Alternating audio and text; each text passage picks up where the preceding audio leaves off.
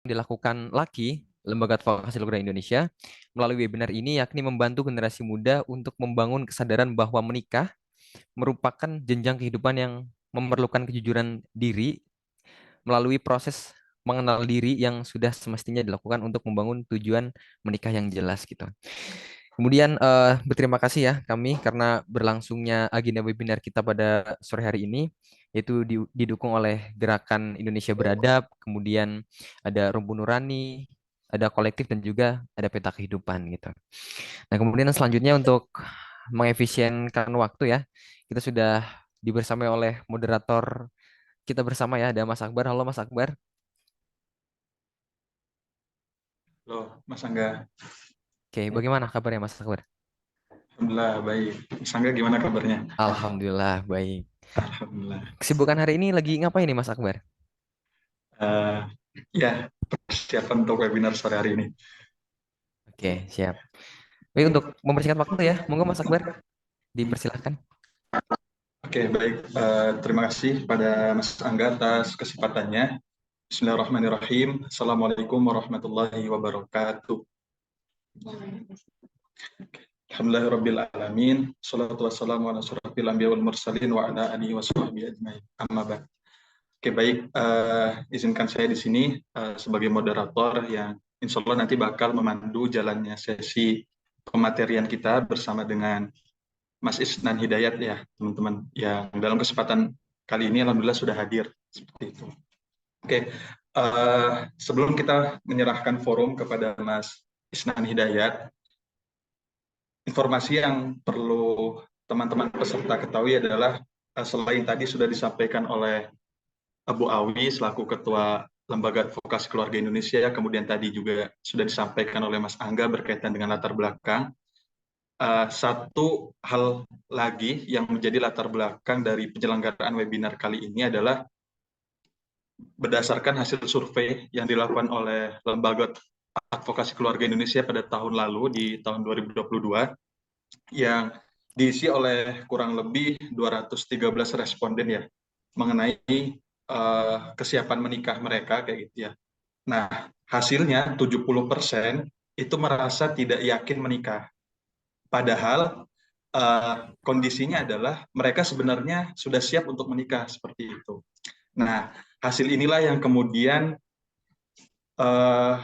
menjadi penanda seperti itu ya bahwa sebagian besar responden pada survei tahun lalu itu menunjukkan mereka belum sepenuhnya mengenal tentang diri mereka sendiri seperti itu. Sehingga meskipun kondisinya sudah menunjukkan kesiapan untuk menikah, tetapi ketika mereka diberikan pertanyaan apakah sudah siap atau belum untuk menikah, mereka menjawabnya belum seperti itu. Nah, makanya oleh karena itu pada sore hari ini kita coba untuk menghadirkan webinar sebagai follow up dari survei tersebut untuk memberikan pemahaman kepada teman-teman peserta semua berkaitan dengan pengenalan diri sendiri. Makanya tema yang kita angkat pada webinar sore hari ini adalah tentang dirimu, apakah kamu sudah benar-benar mengenalnya, seperti itu ya. Nah, pada webinar kali ini kita akan dibersamai oleh Mas Isnan Hidayat yang insya Allah sangat kompeten ya, teman-teman peserta dalam membawakan materi kita pada sore hari ini, seperti itu. Nah, sebelumnya izinkan saya untuk memperkenalkan sedikit tentang Mas Isnan Hidayat ya. Beliau bernama lengkap Isnan Hidayat MPSI. Beliau merupakan lulusan sarjana S1 di Psikologi Universitas Gajah Mada, kemudian Magister Psikologi di Universitas Muhammadiyah Surakarta. Beliau juga pernah mengikuti beberapa course program ya, teman-teman ya. Nah, Mas Isnan Hidayat ini merupakan seorang profesional muda yang sangat antusias untuk menerapkan kompetensi psikometri, data analisis, penyusunan rencana strategis, manpower planning, dan pengembangan kurikulum kompetensi dalam bidang-bidang yang terkait dengan people development. Nah, selama hampir 10 tahun ini, Mas Isnan Hidayat telah mengembangkan lebih dari 25 alat ukur psikologi yang telah digunakan untuk memeriksa lebih dari 25.000 orang di berbagai lembaga, perusahaan, dan organisasi. berbagai asesmen psikologi yang digunakan untuk mengungkap kesiapan karyawan dalam menghadapi transformasi digital, pemetaan potensi diri, persepsi terhadap model kepemimpinan, hingga screening kondisi kesehatan mental telah menjadi rujukan dalam pengambilan keputusan dan perumusan roadmap strategis berbagai organisasi di level nasional. Nah, dalam beberapa tahun terakhir ini, Mas Isnan Hidayat dipercaya untuk menjadi psychological measurement expert dari Links Brain untuk mengawasi kesiapan perusahaan dalam menyusun roadmap transformasi digital. Selain itu, Mas Isnan Hidayat juga telah berbagi inspirasi kepada kurang lebih 30.000 orang dalam 300 sesi pengembangan diri, training, workshop, dan coaching kayak gitu. Nah, dari CV singkat itu ya teman-teman ya, kita bisa melihat bahwa beliau insya Allah sangat kompeten untuk menyampaikan materi pada sore hari ini. Oleh karena itu, nanti harapannya teman-teman peserta bisa menyimak dengan seksama dan mencatat poin-poin pentingnya, sehingga apa yang nanti Mas Isnan Hidayat sampaikan berkaitan dengan tema mengenal diri bisa kita tangkap dengan sebaik-baik. Seperti itu ya, teman-teman ya. Oke, mari kita langsung sapa saja Mas Isnan Hidayat. Assalamualaikum, Mas Isnan. Waalaikumsalam warahmatullahi wabarakatuh. Apa kabar, Mas? Alhamdulillah, sehat-sehat. Oke, Alhamdulillah. Oke, Mas, mungkin untuk waktu dan tempat, saya persilahkan langsung ke Mas Isnan untuk mengambil alih forum sesi pematerian. Monggo Oke. kepada Mas Isnan, saya persilahkan. Oke, Mas Akbar, ini waktu untuk penyampaian materi sampai jam berapa ya berarti ya? Sampai jam 17.15. 17.15. Oke, siap. Oke. Salah saya optimalkan. Gitu, alhamdulillah. Mohon izin share screen rekan-rekan sekalian. Apakah share screen saya sudah terlihat? Sudah, Mas. Ya, alhamdulillah. Oke, bismillahirrahmanirrahim. Assalamualaikum warahmatullahi wabarakatuh. Innal hamdalillah nahmaduhu wa nasta'inuhu wa nastaghfiruh wa na'udzu billahi min shururi anfusina wa min sayyiati a'malina. May yahdihillahu fala mudilla lahu wa may yudlilhu fala hadiyalah. Asyhadu an la ilaha illallah wahdahu la syarikalah wa asyhadu anna Muhammadan abduhu wa rasuluh la nabiyya ba'dah. Allahumma shalli ala sayyidina Muhammad wa ala ali sayyidina Muhammad amma ba'du. Alhamdulillahirabbil alamin, menjadi satu buah kesyukuran untuk saya pribadi pada sore hari ini mendapatkan kesempatan yang luar biasa untuk menyampaikan satu buah materi yang bahkan kalau tadi disebutkan apakah deg-degan dengan pertanyaan seputar apakah kita sudah benar mengenal diri kita begitu. Saya selalu mengalami sebuah autokritik yang sangat serius juga ketika akan menyampaikan materi yang semacam ini begitu. Kenapa? Karena setelah ya mungkin kalau kita sebut berarti kurang lebih sekitar 13 atau 14 tahun belajar ilmu psikologi begitu. Itu satu pertanyaan ini yang selalu akan menjadi pertanyaan penting begitu untuk senantiasa kita tanyakan kepada diri kita, sudah seberapa jauh kita mengenal diri begitu ya. Kenapa? Karena hampir semua problem yang kita hadapi dalam keseharian begitu itu akan terkait dengan pertanyaan seputar seberapa kita kenal dengan diri kita begitu. Artinya kalau kita sudah bisa cukup tangguh, cukup teguh dan cukup jelas begitu ya dalam melihat diri kita, masalah yang sebesar apapun akan bisa kita lewati begitu ya dengan berbagai macam ikhtiar yang kita mungkin akan berikan begitu. Tapi kalau kita nggak kenal-kenal amat sama diri kita, masalah yang sebenarnya sepele dan sederhana pun akan menjadi sebuah PR besar begitu ya untuk ditangani. Kenapa? Karena cara pandang kita terhadap diri kita ini merupakan salah satu isu yang sangat serius begitu. Nanti akan coba kita bahas terlebih dahulu di bagian awal tentang kenapa materi seputar mengenal diri ini menjadi sangat on point dan on konteks ketika kita bicara tentang pernikahan. Tapi juga secara umum nanti akan ada beberapa tips mungkin terkait dengan bagaimana cara-cara yang harus kita lakukan ketika kita merasa ada mungkin belum kristal clear gitu ya dalam melihat diri kita dan mengenal diri kita.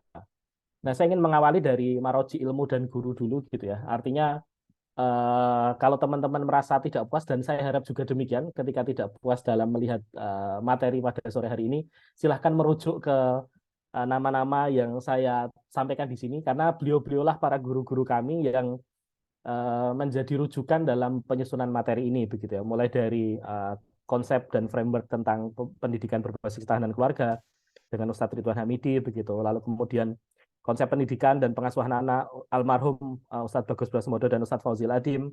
Konsep pendidikan berbasis fitrah ini Ustadz Hari Santoso almarhum dengan tim Fitrah World Movement. Kemudian tentu nama yang sangat tidak asing buat kita, konsep pendidikan akil balik dan peran ayah. Ini Ustadz Adriano Ruswi begitu ya. Terus kemudian konsep parenting dan luka pengasuhan. Ini Bunda Eli Risman begitu. Sebagai keluarga besar, dua nama terakhir yang saya sebutkan, Ustadz Adriano, Bunda Eli Risman ini juga bagian dari Gerakan Indonesia Beradab juga begitu. Terus kemudian juga konsep Wonderful Marriage dan konseling keluarga dari Ustadz Cahyadita Karyawan. Tentu guru kita Ustadz Dr. Bagus Yono, Bu Emi begitu dari Makosid Institute dengan Dr. Ali.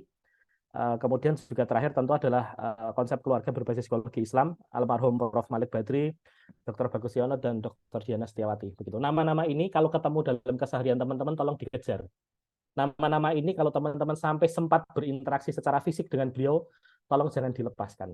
Nama-nama ini kalau teman-teman sampai save kontak beliau, tolong dijaga baik-baik hubungannya, disilaturahimi dalam setiap aktivitas, dan silahkan bertanya ketika muncul kegelisahan seputar mengenal diri dan tema-tema seputar dengan pernikahan begitu. Karena beliau-beliau ini adalah rujukan saya pribadi dalam menyiapkan materi ini. Lalu saya ingin mengawali dari hal yang agak cukup fundamen dulu begitu ya, bahwa begini, membicarakan pernikahan itu seringkali kita awali dengan pembicaraan seputar perasaan, afeksi, terus kemudian hal-hal yang sifatnya apa ya, mungkin kalau boleh kita sebut ya seolah-olah seperti menye-menye gitu ya dalam beberapa hal, karena seringkali tidak mendudukkan pernikahan ini di posisi yang tepat begitu. Termasuk tadi ketika kita ditanya tentang seberapa siap kita menikah begitu. Itu sebenarnya ada satu pertanyaan yang lebih fundamental lagi yang harusnya kita jawab. Karena dalam Islam pernikahan itu salah satu ibadah yang sangat unik gitu ya. Kenapa? Kenapa saya sebut ini sangat unik? Karena hukumnya itu bersifat relatif untuk setiap orang.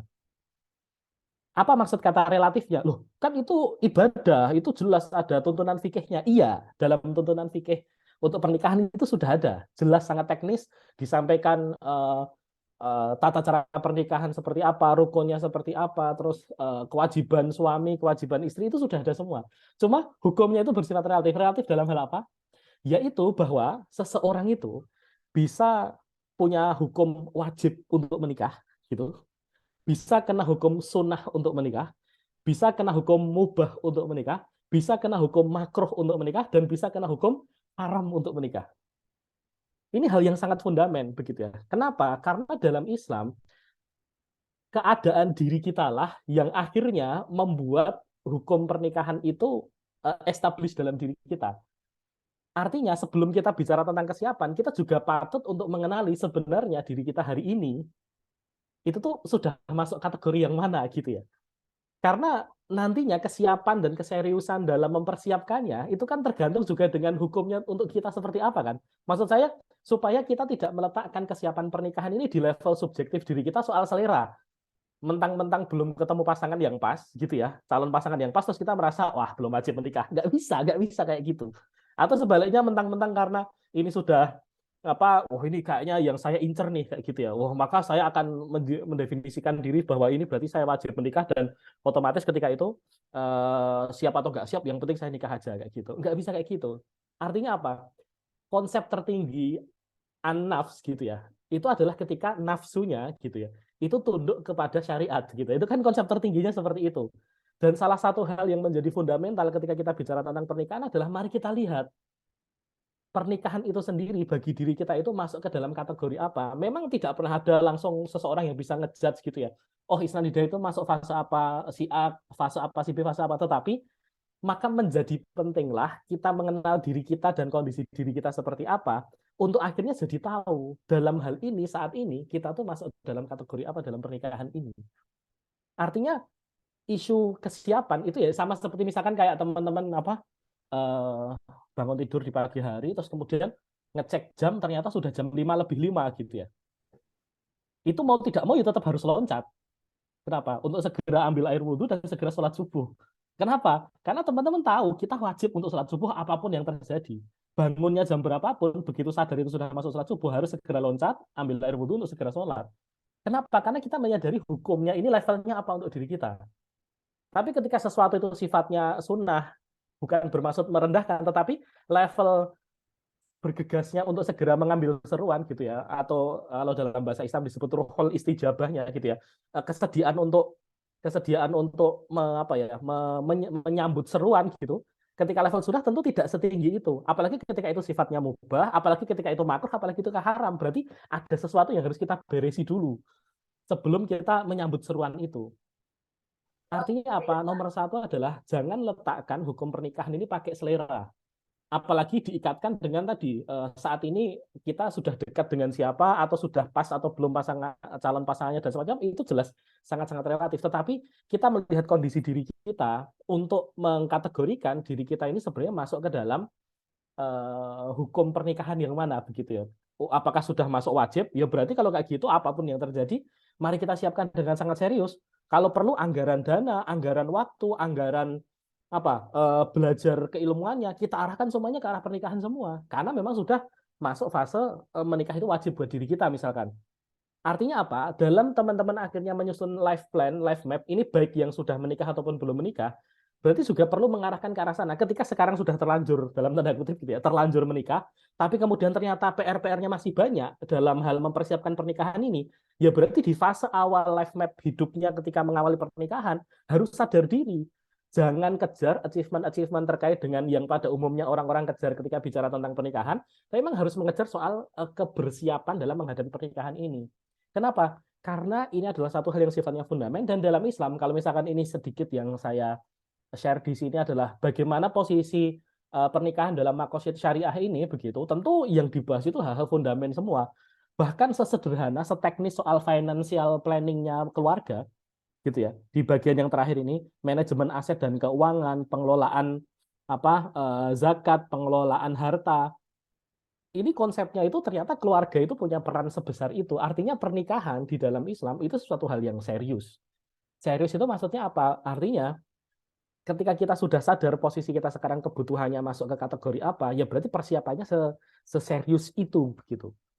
Dan itu tolong jangan diletakkan ke siap atau tidak siap yang menggunakan pendekatan emosional gitu ya. Kenapa? Karena kalau kita menggunakan pendekatan emosional dan afektif yang sifatnya subjektif, ya selamanya kita akan merasa tidak siap untuk menikah.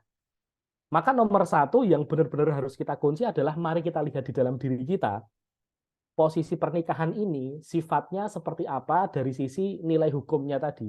Dan ini teman-teman lah yang akan menjadi penentu keputusan tertinggi. Kenapa? Karena sebagai seorang yang sudah akil balik, maka diharapkan kan punya dua karakter ya. Nomor satu adalah mumayyiz, dan yang nomor dua mukalaf. Mumayyiz itu artinya berarti bisa membedakan mana yang baik dan yang buruk, dan mukalaf itu berarti siap untuk menanggung beban-beban syariat. Secara umum kan sebagai seorang muslim kita mendapati bahwa ketika sudah akil balik kita punya dua hal tadi, dan cara pandang kita terhadap pernikahan pun juga begitu. Bahwa nomor satu adalah kita perlu memahami sekarang. Artinya kita, apalagi kalau isu terkait dengan tuntutan sosial, terus kemudian juga dengan antara satu orang dengan orang yang lain targetnya seperti apa, jelas tidak bisa dibandingkan. Karena apa? Karena dalam hal pernikahan ini setiap orang akan punya sudut pandang, tapi yang kedua juga punya positioning yang berbeda terhadap pernikahan gitu ya. Mungkin ketika fase itu ada beberapa ulama yang sifatnya itu sampai dikatakan begitu banyak impact-nya yang sangat besar bagi beliau untuk tidak menikah dulu dan menyelesaikan kitabnya gitu misalkan, ya maka posisi beliau ketika itu tidak sampai level sunnah, bahkan mubah, atau bahkan ada beberapa ada yang makruh gitu ya untuk menikah. Kenapa? Karena biar fokus untuk keilmuannya beliau dulu. Kenapa? Karena karya beliau ditunggu oleh umat. Tapi kalau selevel kita gitu ya, sepertinya kok nggak ada ya sampai uzur syar'i yang mengatakan bahwa udah ditunda aja pernikahannya karena urusannya adalah nanti akan ada impact apa. Lebih ke arah kalau menurut saya, benar-benar mari kita lihat seberapa kebutuhan kita terhadap syariat ini. Kenapa? Karena bahwa di dalam pernikahan ini banyak sekali peran-peran yang kita ambil di satu sisi, tapi di sisi yang lain juga kita harus sadar diri terkait dengan pola persiapannya. Termasuk terima kasih juga buat teman-teman laki ketika membawa isu-isu persiapan ini, karena perlu dikembalikan ke hal yang sifatnya fundamental tadi. Tidak boleh dikembalikan ke sifatnya ya terus nanti kan terus jadinya ya sudah tergantung perasaanmu aja seberapa siap kamu menikah. Kalau belum siap ya jangan dipaksakan. Iya, itu secara subjektif harus kita accept gitu bahwa setiap orang punya kesiapannya masing-masing dalam menghadapi pernikahan. Tetapi itu juga harus disandingkan dengan kehadiran Islam begitu sebagai salah satu solusi bagi kehidupan ini, yaitu apa? Bahwa setiap orang itu juga harus punya awareness yang sangat memadai tentang saya masuk dalam kategori apa? Wajib, sunnah, mubah, makruh atau haram dalam menikah. Oh haram, misalkan kenapa? Kalau diniatkan untuk balas dendam gitu misalkan. Nah, itu kan berarti saya harus menyelesaikan PR dulu. Naik level nih. Haram ke makro. Oh, naik level nih ke mubah, naik level nih ke sunnah. Atau dalam posisi sekarang saya sudah siap secara umum dan kalau saya tunda justru kemudorotan yang akan terjadi, masuk kategori wajib nih. Kenapa? Karena tadi hukum pernikahan itu tuh benar-benar sifatnya relatif. Relatif bukan karena boleh menikah atau tidak boleh menikah dan semacamnya, tapi lebih ke arah kita harus sangat kenal sama diri kita sendiri untuk menentukan pernikahan ini masuk ke dalam kategori apa secara sifat ibadahnya tadi untuk diri kita masing-masing. Nah, dari seni teman-teman semua, saya ingin mengenalkan juga apa yang disampaikan oleh guru kita Prof. Oyi Sunarti terkait dengan masalah konsep utama prinsip ketahanan keluarga.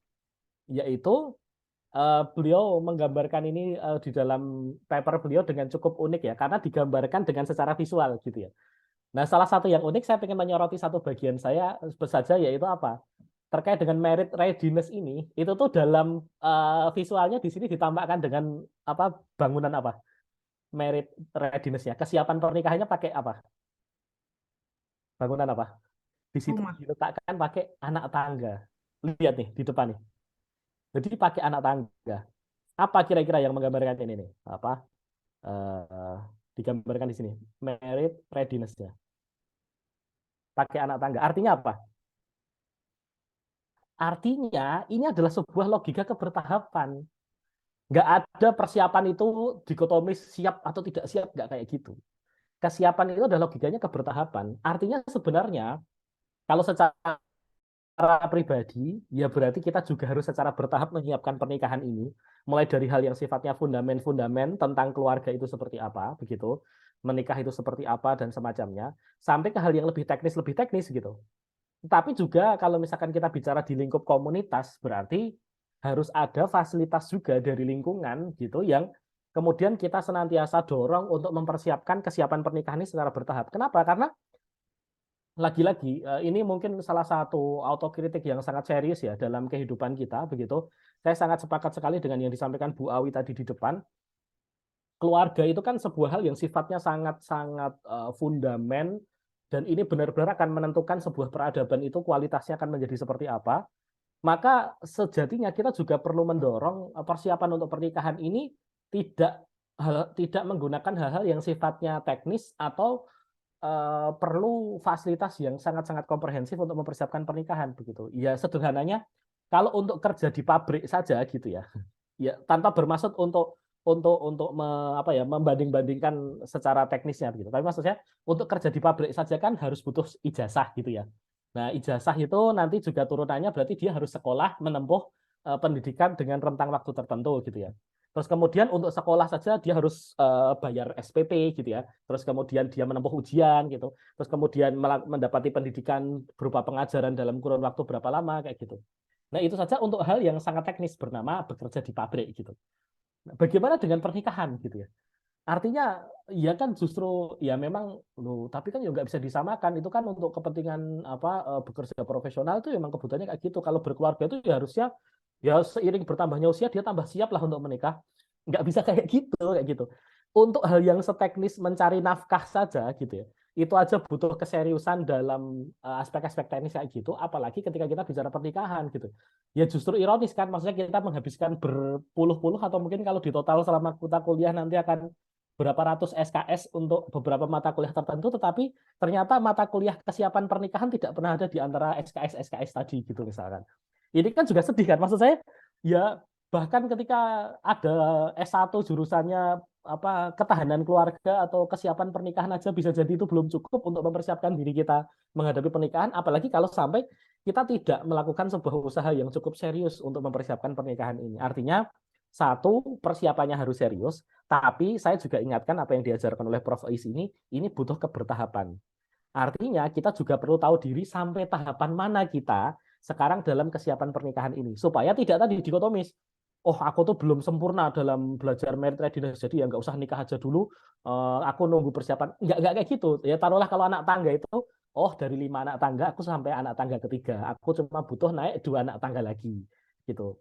Nanti artinya ketika kita seberapa cepat kita akan mulai berproses untuk menikah, ya tergantung anak tangganya. Begitu anak tangga keempat kan kurang satu lagi, oh sudah memberanikan diri untuk mulai melakukan beberapa aktivitas atau dalam hal ini langkah-langkah teknis untuk persiapan pernikahannya tadi kayak gitu.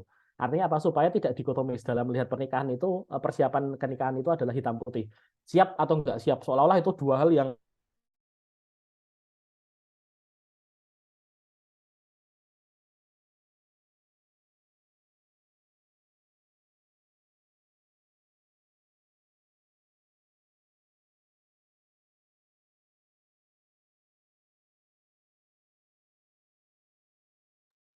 Oke, baik teman-teman peserta. Ini sepertinya Mas putus Isnan ya. sedang kendala sinyal. Oh, oke Mas, Putus sudah ya tadi ya. nyambung lagi Mas. Oke, siap-siap. Ya, Oke. monggo. Ya, artinya semoga nanti ke depan teman-teman laki bisa membreakdown gitu ya. Mungkin marital readiness ini nanti ada kayak beberapa tahapan, terus nanti dia sudah masuk ke tahapan mana, sudah masuk tahapan mana, sehingga ketika bertanya tidak sekedar siap atau tidak siap, tapi sekarang kamu sampai anak tangga yang mana, kayak gitu. Kenapa? Supaya nanti biar orang-orang kan tahu stasenya ya. Oh, kalau baru anak tangga 1 ya tahu dirilah, kamu harus menempuh kurikulum persiapan pernikahan yang segini gitu. Oh, kalau kamu sudah 4, oke, tinggal 1 anak tangga lagi kamu sudah siap untuk menikah. Supaya biar tadi tidak dikotomis persiapan pernikahan itu hitam putih gitu. Nah, dari sana teman-teman semua ke bagian yang berikutnya, saya ingin mengajak teman-teman untuk masuk ke makna keluarga gitu ya. Setelah hal yang fundamental seputar pernikahan, saya ingin mengajak teman-teman untuk masuk ke keluarga itu sebenarnya bermakna apa sih gitu ya. Nah, ini salah satu hal yang konsep yang sederhana yang dikenalkan kepada kami oleh guru-guru kami. Mungkin teman-teman tidak sepenuhnya sepakat dengan hal ini, kayak gitu, tidak apa-apa, kayak gitu. Tapi ini sekedar pendekatan saja bahwa secara sederhana saya mengkategorikan begitu bahwa keluarga itu ada 3 peran besar gitu ya. Peran pertama adalah keluarga gitu ya sebagai al-ma'wa gitu ya. Apa keluarga sebagai al-ma'wa itu? Keluarga sebagai tempat pulang kayak gitu.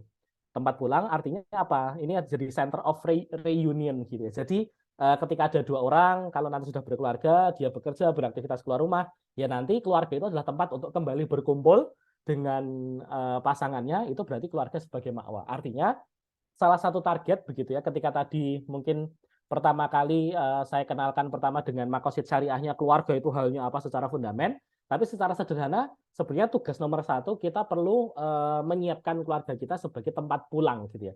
Ya namanya tempat pulang itu ya harus acceptance, harus salah satunya tidak over demanding, terus kemudian juga mungkin salah satu tugasnya adalah eh, tanpa syarat gitu ya ketika menerima kekurangan-kekurangan yang ada. Kenapa? Karena ini akan menjadi tempat reunionnya tadi.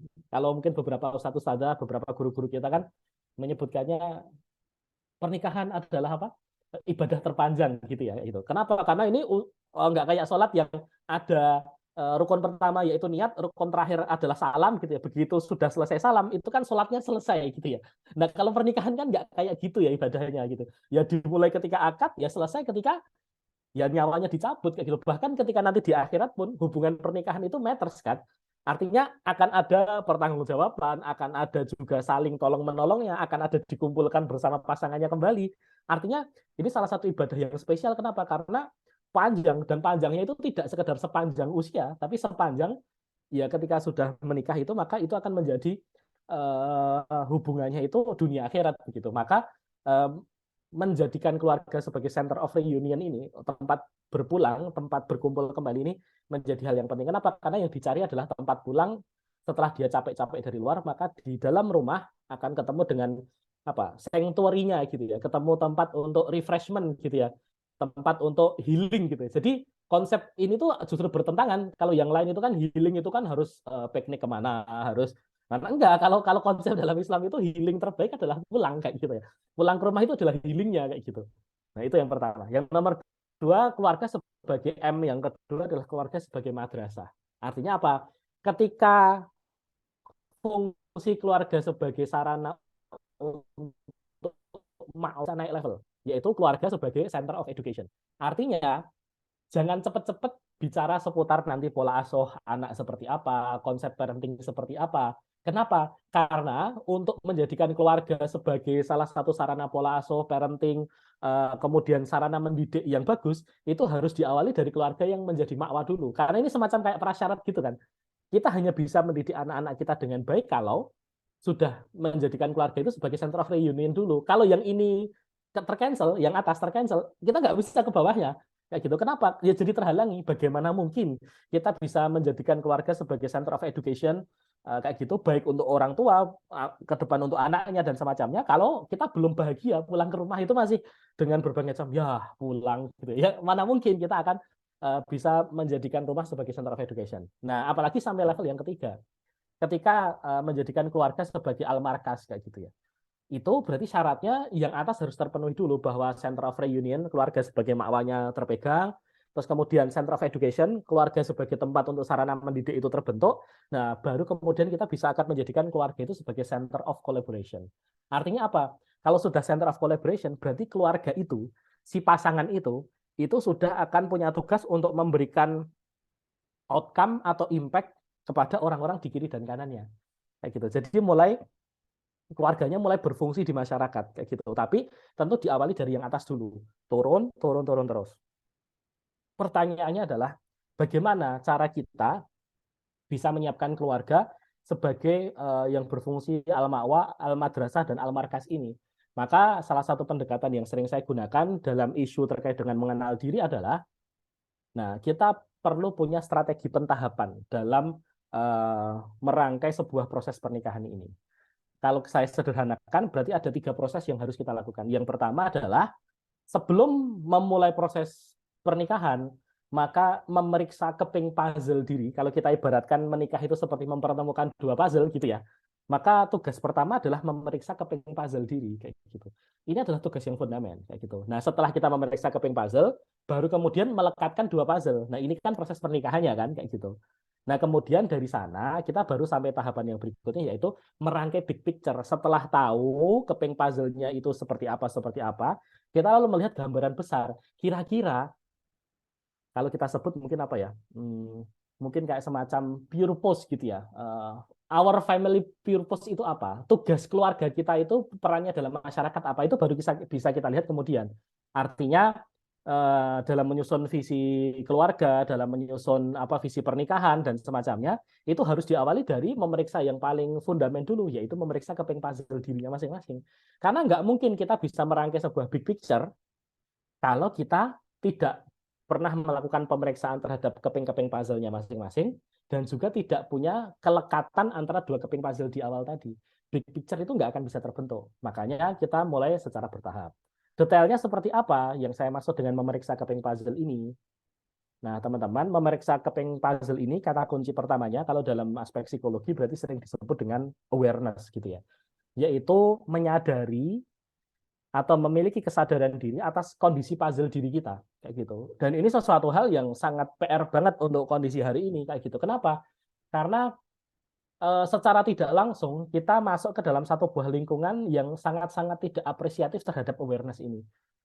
Artinya kita tuh semakin kesini tuh akan semakin tertantang gitu ya, punya challenge untuk mengenal diri. Mengingat tadi begitu banjirnya arus informasi yang ada dan berseliweran di sekitar kita, sampai-sampai kita tuh nggak bisa membedakan mana informasi yang penting dan tidak penting untuk diri kita tuh yang mana kayak gitu. Ya salah satu tersangka utamanya adalah sosial media tentunya kayak gitu. Artinya saya tidak termasuk seseorang yang terus mengatakan bahwa mengharamkan sosial media, jelas enggak gitu. Saya juga menggunakannya. Tetapi yang saya haramkan adalah kalau sampai gara-gara sosial media itu bikin kita jadi nggak kenal sama diri kita sendiri kayak gitu.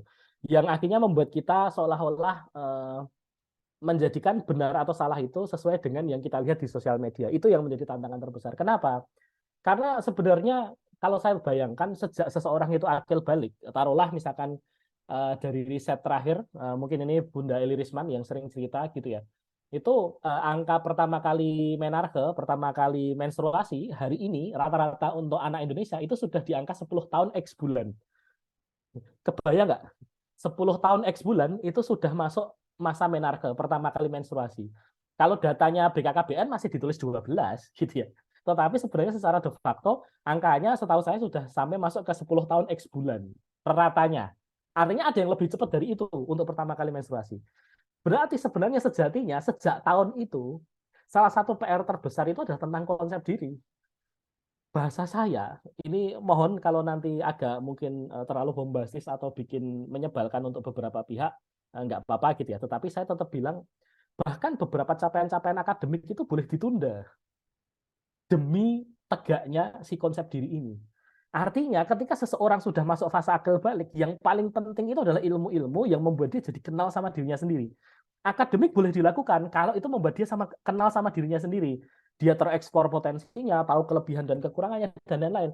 Tapi kalau sampai gara-gara saking sibuknya mengurus berbagai hal terkait dengan akademik, lalu membuat dia jadi tertunda untuk kenal sama dirinya, apalagi sampai menjadikan proses akademik sebagai sarana penundaan kedewasaan, yang itu sekarang terjadi, tanpa bermaksud untuk menyebut secara pribadi atau mungkin beberapa kalangan gitu ya, taruhlah, ngapain kamu S1 gitu ya, ngapain kamu kuliah gitu ya, daripada bingung habis lulus SMA ngapain, ya kan mending kuliah gitu ya. Terus nanti udah lulus S1 kan terus S2 nih gitu ya. Ngapain kamu S2? Ya daripada bingung habis S1 terus ngapain, ya udahlah mending S2 aja. Jangan-jangan itu juga yang terjadi dalam diri kita. Kita menapaki jalur-jalur akademik kita untuk tujuan karena kita belum kenal-kenal banget sama diri kita, jadi mending main aman, ya sudah masuk ke jenjang pendidikan yang berikutnya. Artinya besok kalau seandainya ada S4 gitu, mungkin bisa jadi S4 juga akan menjadi tempat yang jadi pelarian kita untuk kalau kita nggak kenal-kenal banget, nggak siap banget untuk menghadapi kenyataan tentang diri kita, ya udah masuk ke jenjang pendidikan berikutnya. Dan ini bahaya banget kayak gitu. Maka nomor satu, mengenal keping puzzle terkait dengan self awareness ini menjadi sesuatu hal yang serius. Artinya kalau bagi diri kita, tolong pastikan begitu ya bahwa kita hari ini cukup kristal clear dengan luka dan kekeruhan yang kita alami tentang diri kita, terkait dengan pemaknaan kita atas peristiwa-peristiwa hidup yang kita alami, dan juga salah satu bukti, bukti paling konkret kalau seseorang itu sudah kenal sama dirinya, itu yaitu kita juga harapannya sudah memiliki visi gitu ya terkait dengan apa peran yang akan kuambil untuk diriku maupun orang-orang di sekitarku ke depannya begitu. Ini salah satu parameter keberhasilan dari sejauh mana kita kenal diri. Yaitu setelah kita kenal diri, maka kita akan merumuskan visi. Itu hampir selalu sinkronisasinya seperti itu. Kalau kita kenal sama diri kita, maka kita lalu akan berani untuk merumuskan visi kita ke depan, pengennya seperti apa begitu. Begitu. Nah, dari sana masuk ke puzzle, masuk ke bagian yang berikutnya. Nah, salah satu tantangannya teman-teman di fase ini adalah apa? Ya kalau di peribahasa bahasa Indonesia itu kan ada buruk muka cermin dibelah gitu ya.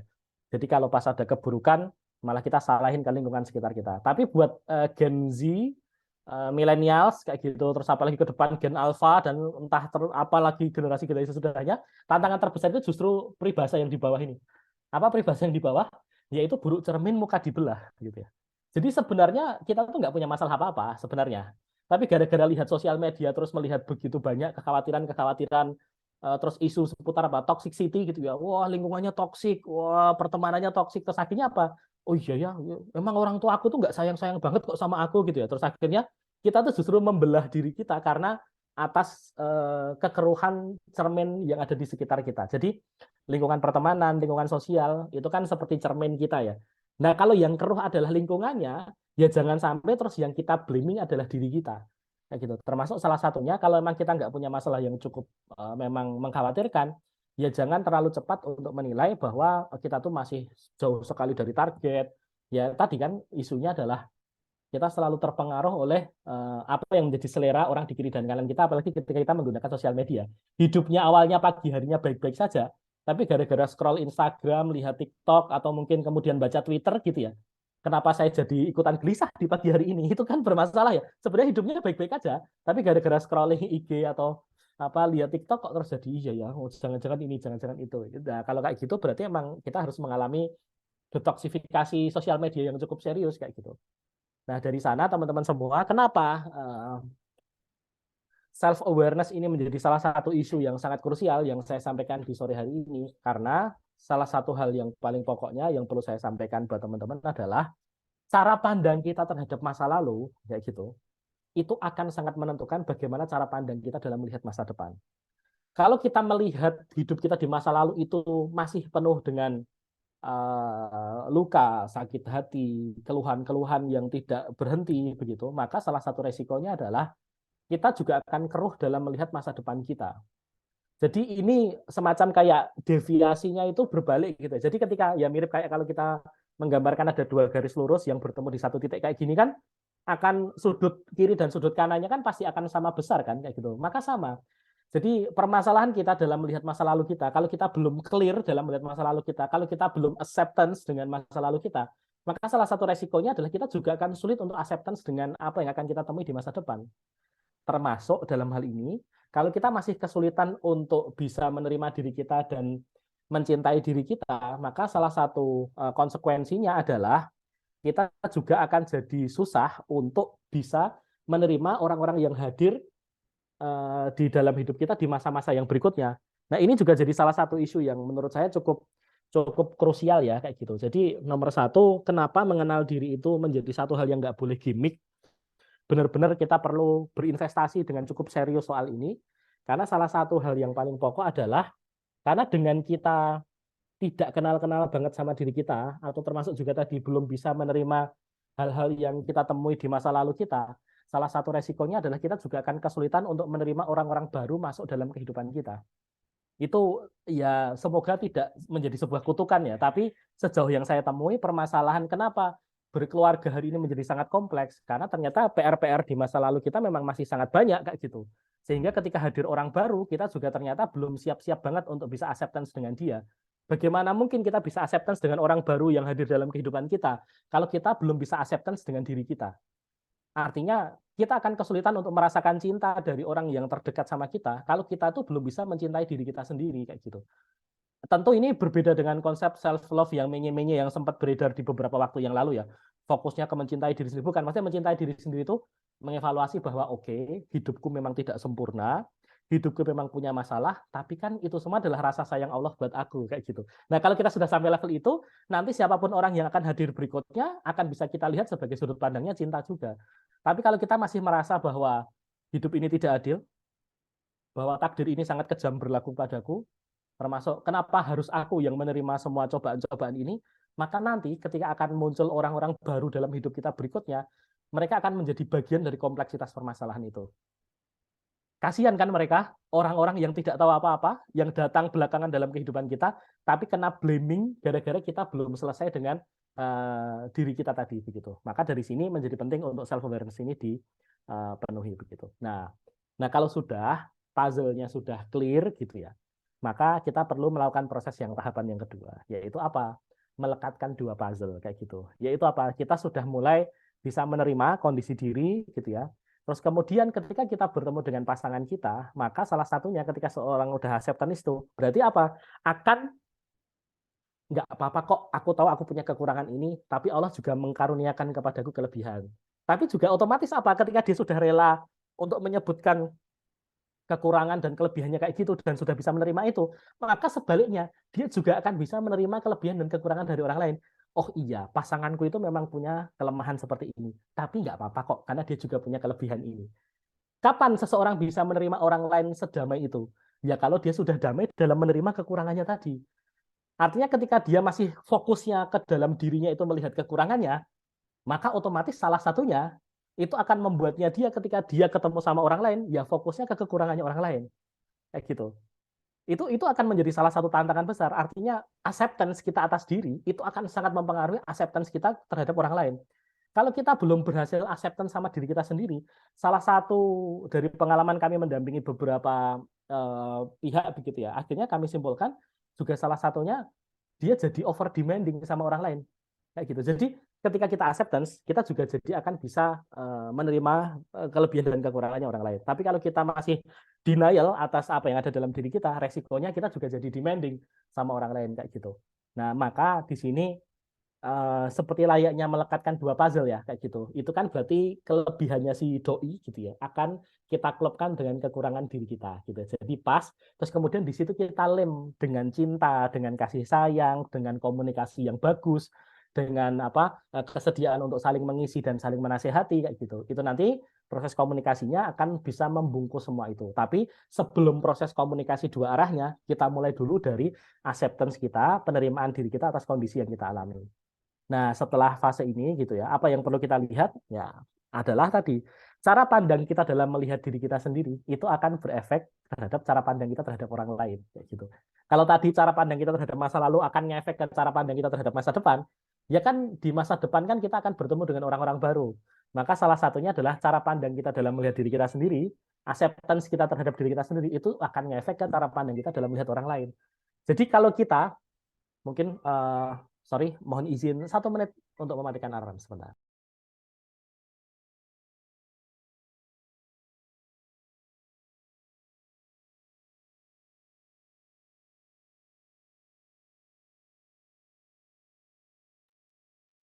Ya, mohon maaf, saya lanjutkan. Kalau misalkan tadi, kenapa kok kita mulai sering ngomel-ngomel sama kehadiran orang lain, kita kok sering protes, kenapa sih kok kamu gini, kenapa sih kamu kok gitu ya.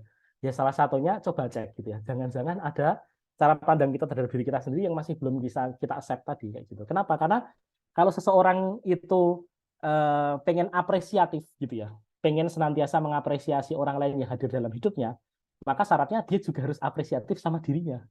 Kayak gitu. Ini sebuah hukum yang agak sedikit menyebalkan gitu. Loh, kok apa-apa harus mulai dari aku sih kayak gitu ya. Ya faktanya demikian. Dalam proses mempersiapkan pernikahan itu sebenarnya isunya bukan tentang menikah sama siapa gitu ya. Ini mungkin agak sedikit berbeda dalam pembahasan-pembahasan kita dalam membahas pernikahan di tempat-tempat yang lain gitu. Tapi saya tetap harus bilang ke teman-teman, pernikahan itu isunya bukan sama siapa gitu ya. Tapi persiapan pernikahan itu isunya adalah tentang bagaimana cara kita dalam melihat diri kita sendiri dalam menyongsong pernikahan tadi. Karena begitu kita sudah clear dalam melihat diri kita, siapapun yang kita nikahi gitu ya, saya berani bilang kayak gitu, siapapun yang kita itu tuh akan tetap membahagiakan. Apapun yang terjadi, bukan soal karakteristiknya dia seperti apa, bukan soal sifatnya dia, bukan soal dia dari latar belakang keluarganya kayak gimana, enggak. Tapi kalau kita sudah siap menerima kekurangan dan kelebihan diri kita juga akan siap untuk menerima kelebihan dan kekurangan orang yang bersama kita. Begitu. Itu prinsip utamanya. Begitu. Jadi salah satu nasihat yang sering saya sampaikan kepada diri saya sendiri dan teman-teman semua adalah your capacity to help others is limited to your capacity to help yourself. Kayak gitu. Jadi kita kan ketika sudah masuk ke fase pernikahan kan seringkali meniatkan diri kita itu untuk banyak berkontribusi buat orang lain. Gitu. Misalkan nanti jadi ibu pengen membahagiakan suaminya, pengen membahagiakan anaknya, pengen membangun keluarga yang nanti juga bisa punya peranan banyak buat orang-orang di sekitarnya. Itu kan pengen bantu orang lain. Tapi sejauh mana kita bisa membantu orang lain, itu akan sangat tergantung dari sejauh mana kita bisa menolong diri kita sendiri. Saya tidak berharap ini dipahami sebagai sebuah selfish ya, sebagai sebuah sifat selfish ya, bukan. Saya pengen melihat ini sebagai sebuah ketahuidirian bahwa kalau kita itu belum benar-benar bisa mencintai diri kita tadi, memahami bahwa begitu banyak cinta yang sudah Allah berikan kepada kita, maka resikonya adalah kita juga akan kesulitan untuk melihat cinta-cinta yang diberikan oleh orang lain terhadap kita. Kayak gitu. Jadi ya bahkan kalau pakai teorema luka bakar gitu ya. Pernah nggak dengar teorema luka bakar? Jadi kalau orang kena luka bakar itu kan tangannya kena luka bakar nih kayak gitu. Dia terus kemudian terjatuh. Nah, ada temennya yang pengen nolong untuk ngangkat dia supaya berdiri kembali. Tapi si teman tadi itu megangnya kan kalau mau narik ke atas kan megangnya tangannya ya. Nah, nggak sengaja kepegang tangan kita yang kena luka bakar tadi. Apa yang jadi respon kita? Kita akan menampar tangan teman kita yang nolong kita tadi. Kenapa? Karena kita merasa terlukai ketika ditolong orang lain. Ini salah satu hal yang membuktikan bahwa ternyata ya luka diri itu gitu ya. Ya harapannya ini juga bisa kita pahami secara psychological gitu ya, bahwa luka-luka psikologis kita itu juga ternyata membuat kita jadi kesulitan untuk mempersepsikan hal yang positif atas pertolongan-pertolongan orang lain gitu. Bahasa saya itu sebenarnya orang di samping kita itu sudah meniatkan diri untuk menyayangi kita gitu ya. Tapi itu kita selalu salah persepsi. Bukan karena hadiahnya kurang mahal, bukan karena kasih sayangnya kurang besar, tapi karena kita sendiri itu yang masih terluka, jadi apapun yang diberikan ke kita, itu persepsinya kayak orang yang nolong terus megang tangan kita tadi. Wah, ini melukai. Padahal niatnya adalah menolong. Kan itu bukan salahnya yang nolong, tapi karena luka kita memang masih ada, maka fokus untuk menyembuhkan luka itu, menyadari adanya lukanya di mana, itu menjadi salah satu tugas besar di fase ini. Nah, dari sana kita akan masuk ke bagian yang ketiga, yaitu terkait dengan kata kuncinya yaitu merangkai big picture. Apa kata kunci merangkai big picture ini? Yaitu adaptability atau adjustment.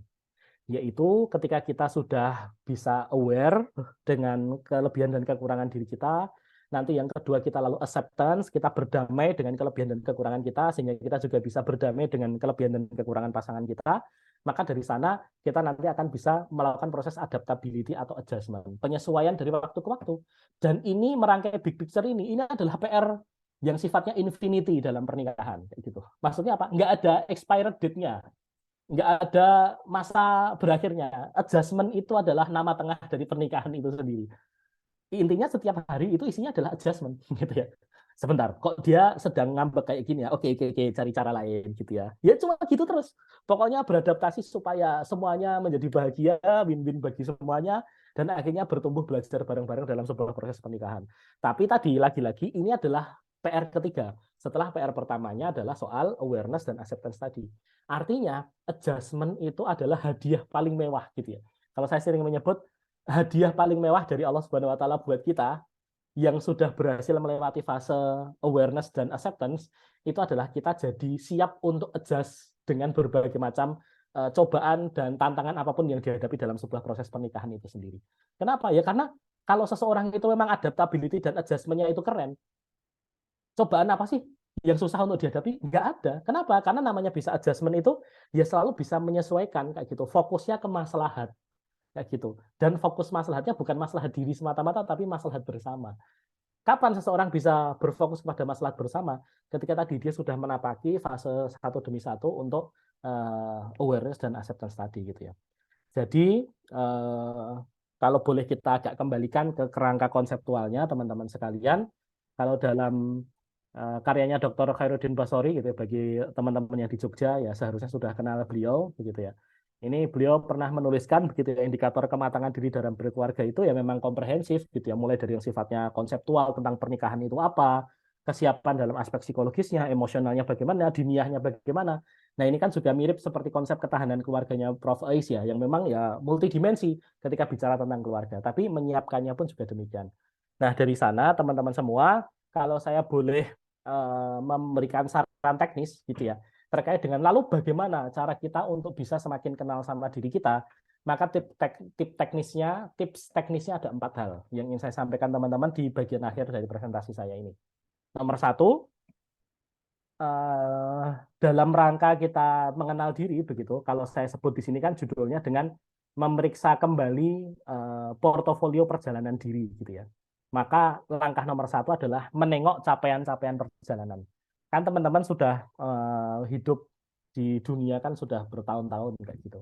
Di situ kan ada achievement, ada capaian-capaian. Dan achievement ini nggak boleh technical achievement ya semata-mata ya. Maksudnya kayak semacam tadi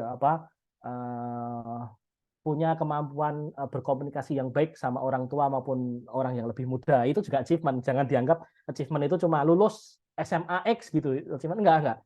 Achievement dalam arti yang holistik tentang dalam kehidupan kita. Coba tengok success story dalam perjalanan kehidupannya teman-teman itu apa aja, kayak gitu, achievementnya seperti apa, kayak gitu. Nah, ketika sudah ketemu nih, misalkan taruhlah gampangnya teman-teman supaya biar lebih real apa ya, tengok kurikulum vitae-nya teman-teman lah kayak gitu ya, kan biasanya achievementnya banyak tuh gitu yang ditulisin kan, kayak gitu. Nah, tapi tolong jangan berhenti di situ. Nah, seringkali saya itu agak heran ya sama beberapa teman-teman yang hobi bikin kurikulum vitae untuk apply kemana atau buat apa gitu. Mereka itu berhenti di dalam menuliskan capaian perjalanan. Padahal harus ada langkah kedua yang dilakukan ketika menuliskan achievement dalam kurikulum vitae itu. Yaitu apa? Mengecek underlying faktornya. Jadi sebuah achievement itu kan tidak datang dengan sendirinya ya. Ada faktor-faktor pendukung yang membuat achievement itu tuh bisa terlaksana atau bisa tercapai kayak gitu. Maka salah satu tugas kita itu adalah memeriksa dari berbagai macam capaian-capaian yang sudah kita dapatkan dalam kehidupan kita, baik itu secara emosional, secara psikologis, secara sosial, secara keagamaan misalkan kayak gitu. Itu kita berhasil untuk mendapati beberapa hal capaian-capaian dalam kehidupan kita tadi, itu underlying faktornya apa? Apa faktor-faktor yang mendukung itu bisa terlaksana kayak gitu. Ini sesuatu hal yang agak serius gitu. Kenapa? Supaya kita tidak tadi mengapresiasi achievement secara berlebihan kemudian melupakan proses yang kita jalani untuk mencapainya. Kayak gitu. Kenapa? Karena saya yakin sebuah achievement itu kan pasti dicapainya dengan berdarah-darah ya. Makanya kalau kita baca beberapa buku-buku pengembangan diri terakhir, misalnya kayak growth mindset, terus habis itu apa grit-nya, growth mindset-nya siapa? Aduh lupa siapa nama penulisnya growth mindset itu. Terus habis itu grit-nya Angela L. Duckworth gitu. Kalau teman-teman baca di beberapa riset-riset terkini terkait dengan kesuksesan hidup gitu ya. Itu kan salah satu saran teknisnya apa? Jangan lupa untuk mengapresiasi. Oh ya, terima kasih. Yaitu Carol Dweck ya, kayak gitu, yang dia nulis growth mindset itu, terus kemudian Angela L. Duckworth yang nulis grit itu. Salah satu saran terbaiknya adalah jangan over apresiasi terhadap hasil, tapi benar-benar yang harus kita apresiasi itu prosesnya. Nah, makanya dalam mengecek underlying faktornya tadi, kesuksesan-kesuksesan kita itu penyebabnya apa, itu kita harus benar-benar apresiatif sama faktor-faktor pendukungnya. Kayak gitu. Kenapa kok kita harus menemukan itu? Karena itu juga yang harus tetap kita maintenance. Karena achievement itu datang dan pergi. Tapi soal underlying faktor ini, orang-orang siapa yang selama ini mendoakan dan mendukung kita, lingkungan-lingkungan apa yang selama ini menumbuhkan kita, tempat-tempat belajar apa yang selama ini menjadi tempat rujukan kita untuk mengembangkan diri, terus kemudian juga termasuk pola-pola belajar sukses seperti apa yang membuat kita jadi tetap bisa bertahan sejauh ini, itu adalah hal yang akan kita manfaatin terus, kita gunakan terus untuk meraih achievement-achievement berikutnya, termasuk dalam hal ini, dalam hal pernikahan. Kayak gitu. Kenapa? Karena dalam hal pernikahan nanti kita juga perlu masuk ke fase yang ketiga, yaitu menemukan connecting the dots kayak gitu. Jadi PR-PR kita apa itu sebenarnya juga bisa kita temukan dari fase-fase hidup kita sebelumnya. Prestasi-prestasi kita apa yang harusnya kita bawa di dalam membangun pernikahan dan keluarga, itu juga bisa kita temukan dari sejak kita SMP dulu, kayak gimana dalam problem solving-nya, dalam decision making-nya, dalam kemudian mengatasi masalah, dalam kemudian kita cara bangkit dari kegagalan kayak gitu. Kita tuh perlu merumuskan itu kayak gitu. Artinya gini, jangan sampai seolah-olah mentang-mentang ucapan selamatnya untuk pernikahan itu adalah selamat menempuh hidup baru, itu underlying faktor yang sudah kita miliki sejak di fase hidup sebelumnya itu nggak kita bawa. Padahal justru menurut saya hampir semua kisah sukses dalam pernikahan dan membangun keluarga itu karena kita tuh benar-benar kenal sama diri kita dan juga memetakan yang selama ini selalu berhasil bikin kita semangat lagi. Kalau habis jatuh terpuruk itu apa, itu tuh kita temukan terus. Kenapa? Karena tantangan di dalam pernikahan itu memang day by day challenge kayak gitu. Artinya spesialnya ibadah bernama keluarga itu apa? Yaitu berhasilnya kita di hari ini itu tidak ada jaminan kita berhasil besok gitu ya. Besok hari itu kita harus berhadapan dengan tantangan baru lagi, wajah yang mungkin tiba-tiba emosi atau mungkin tiba-tiba melakukan hal yang menyakiti perasaan kita, itu harus kita hadapi setiap hari. Jadi slogan untuk kalau kamu gagal sekali itu nggak apa-apa. Yang penting kamu tahu caranya bangkit 2 kali kayak gitu. Nah itu tuh benar-benar pas untuk pernikahan. Makanya sebelum kita kemana-mana terkait dengan proses mempersiapkan pernikahan itu, salah satunya juga kita perlu merumuskan selama ini success story kita. Success story itu tidak harus benar-benar yang secara teknis sukses ya, tapi kadang-kadang failed story gitu ya, yang kemudian sudah kita maknai dengan pemaknaan yang baru, itu juga success story kan, kayak gitu. Nah itu kita temukan tuh, apa yang membuat kita akan selalu bangkit setelah mengalami kegagalan. Faktor-faktornya apa? Harus ngobrol sama siapa? Harus minta doa sama siapa? Harus masuk ke lingkungan belajar yang seperti apa, itu tolong dipertahankan. Kenapa? Besok ketika berkeluarga, faktor-faktor itu juga yang akan mengokohkan kita dalam perjalanan kita. Artinya meskipun keluarga itu sangat domestik, internal banget, permasalahan teknisnya tidak kita umbar kemana-mana, tapi dukungan untuk selalu bangkit dari kegagalan itu adalah sebuah tantangan yang setiap hari harus kita hadapi. Jadi pintar-pintarlah untuk salah satunya apa? Menengok kembali dalam perjalanan kita sebelumnya, itu success story-nya apa, faktor-faktor pendukungnya apa, yang bisa bikin kita semangat lagi setelah terpuruk itu apa, itu harus kita kulik. Nah, terakhir adalah kalau kita sudah benar-benar kenal sama diri kita, maka salah satunya di dalam kita menengok portofolio perjalanan kita, itu juga akan membuat kita jadi bisa merumuskan tujuan kita ke depan itu seperti apa.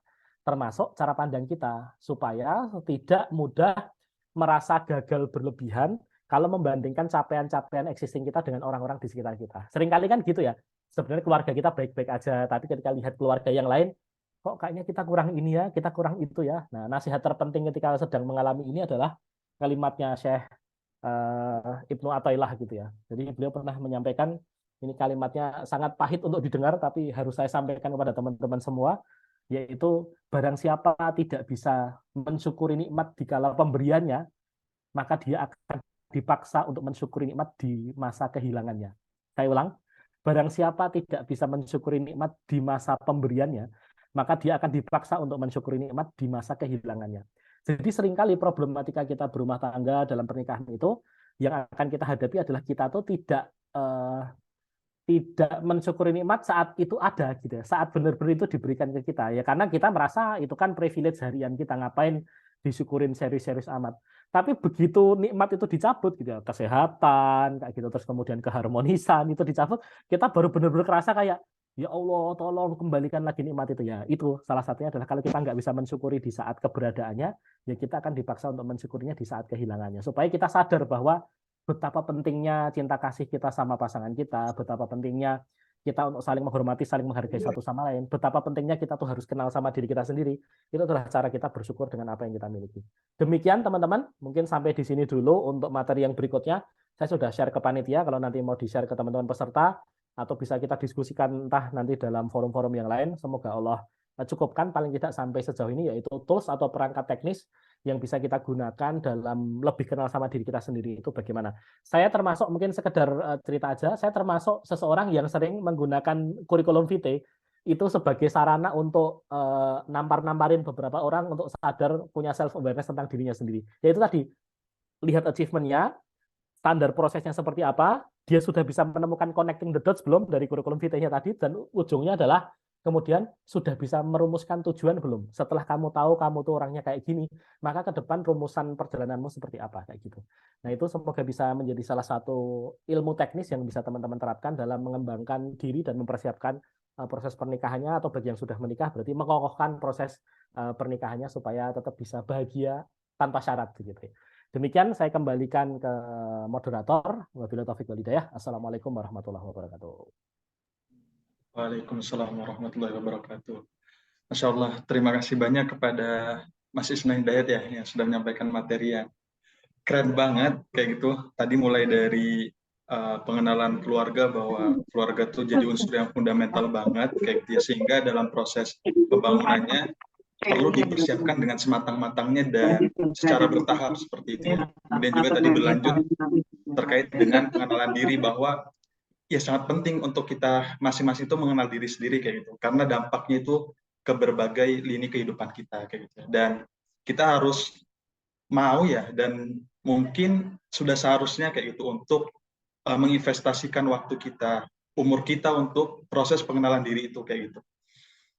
Itu ya teman-teman ya, mungkin singkatnya. Nah, sekarang kita masuk ke sesi tanya jawab. Kami persilahkan kepada teman-teman peserta jika ingin bertanya, bisa secara langsung dengan raise hand terlebih dahulu, atau bisa mengetikkan pertanyaannya di kolom chat. Monggo dipersilahkan, kita buka satu termin dulu dengan 3 pertanyaan.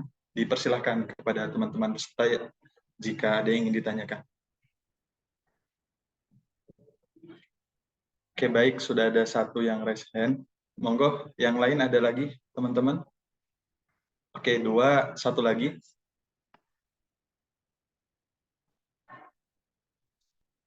Oke, sambil nunggu satu lagi, kita mungkin bisa langsung masuk aja ya ke teman-teman yang sudah raise hand. Pertama kepada Mbak Cita Mutiara Amalia, dipersilakan bisa open mic untuk menyampaikan secara langsung pertanyaannya. Suaranya masuk ya? Masuk, Mbak. Oke, Assalamualaikum warahmatullahi wabarakatuh. Kenalkan, nama saya Cita Mutiara Amalia dari Kebumen, Pak ya. Sebelumnya suaranya sedikit beda ya? Kecil banget, Mbak. Mungkin bisa diperbesar. Oh ya, sekarang udah besar belum ya? Sudah. Oh ya, jadi izin bertanya untuk Pak Isna ya Pak. Sebenarnya kan kalau kita, misalkan kita sebenarnya udah mengenali diri kita tentang luka apa aja yang kita miliki gitu ya. Tapi kita mengenali diri kita bahwa kita sudah sembuh dari luka tersebut. Namun ternyata misalkan ketika dalam pernikahan besok ternyata luka itu ternyata belum sepenuhnya sembuh gitu kan. Nah, dari Pak Isna sendiri ada nggak sih indikator dari apakah luka itu sudah sembuh atau belum, sehingga kita benar-benar yakin untuk memutuskan menikah begitu. Mohon maaf kalau pertanyaannya kurang dari topik. Terima kasih. kasih. Wassalamualaikum warahmatullahi wabarakatuh. Waalaikumsalam warahmatullahi wabarakatuh. wabarakatuh. Oke, mungkin karena tadi yang satunya resennya sudah dikembalikan ya, mungkin bisa langsung jawab pertanyaan dari Mbak Cita dulu, Mas Isnan, berkaitan dengan Siap. indikator untuk mengetahui apakah luka kita yang dulu sudah sembuh atau belum. Monggo, Mas Isnan. Oke, terima kasih atas pertanyaannya, Mbak Cita, begitu ya.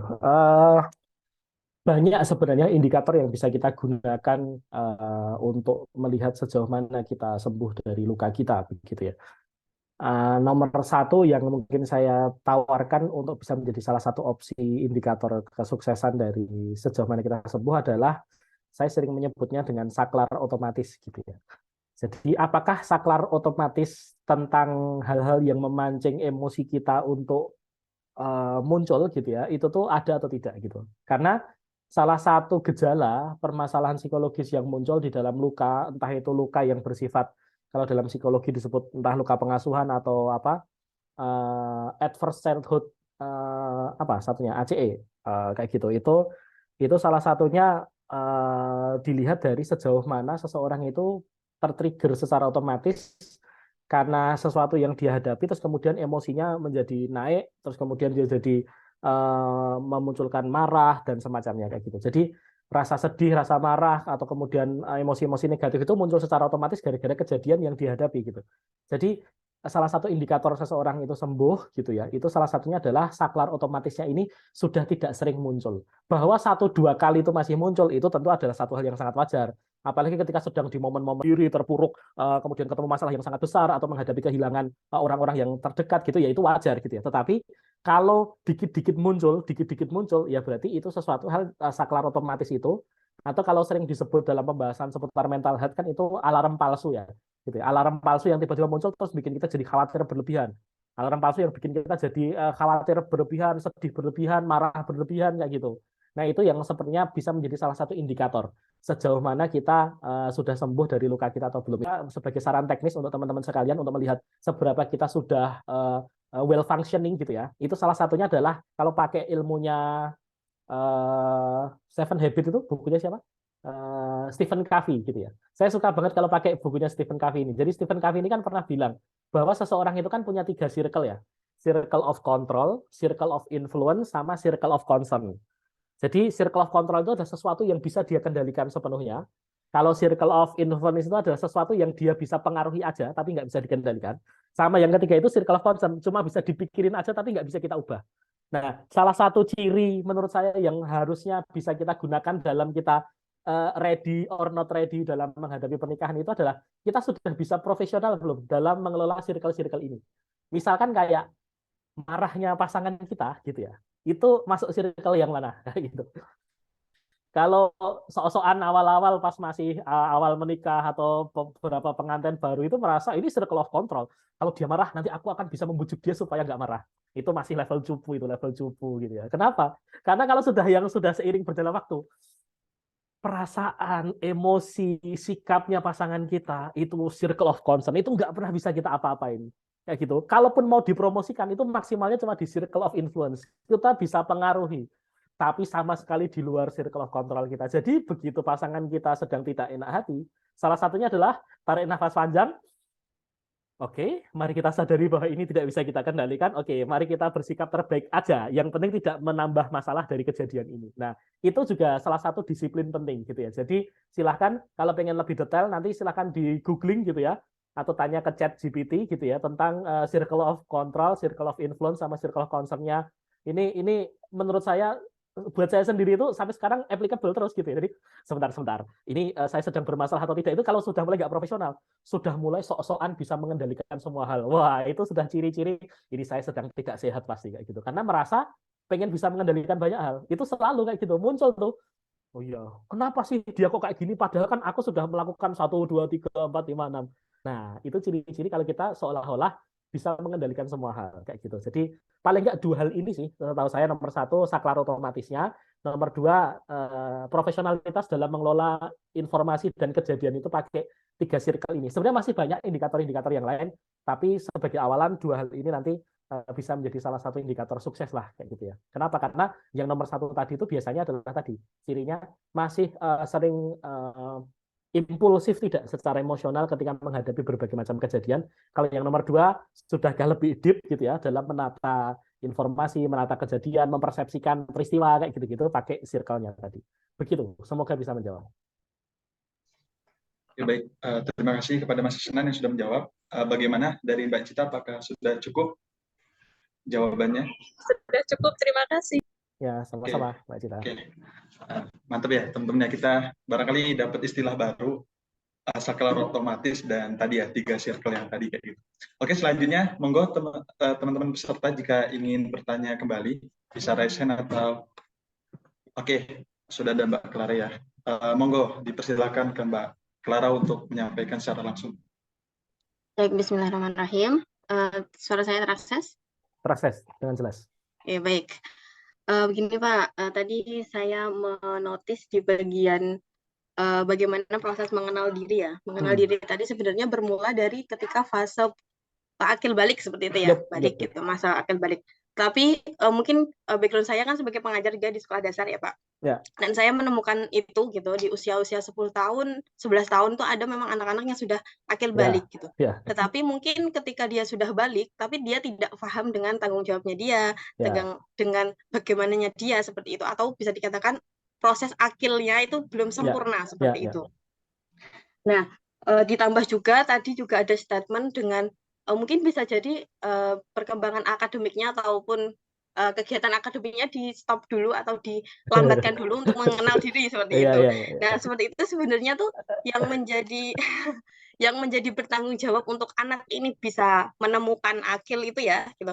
Proses berpikir itu siapa sih sebenarnya gitu. Kalau kita sebagai orang dewasa gitu atau dewasa awal kan kita sudah bisa bergerak sendiri ya mencari tahu atau 4 konsep tadi seperti itu. Lah untuk anak-anak tuh akan seperti apa? Karena kan itu sebagai langkah preventif lah sebenarnya seperti itu. Ya.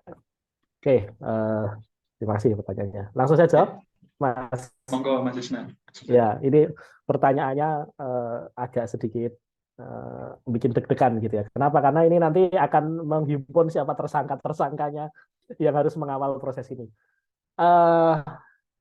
Artinya begini, kalau kita merujuk ke apa yang disampaikan oleh Ustadz Adrian Rusfi, oleh Bu Eli Risman, terutama ya 2 rujukan saya ketika menjawabnya adalah apa yang diajarkan oleh 2 guru kita di Gerakan Indonesia Beradab ini juga begitu. Jadi gini, di satu sisi kita harus acceptance bahwa transisi itu nyata gitu ya, bahwa untuk seseorang itu bersiap harus ada masa persiapannya kan gitu ya.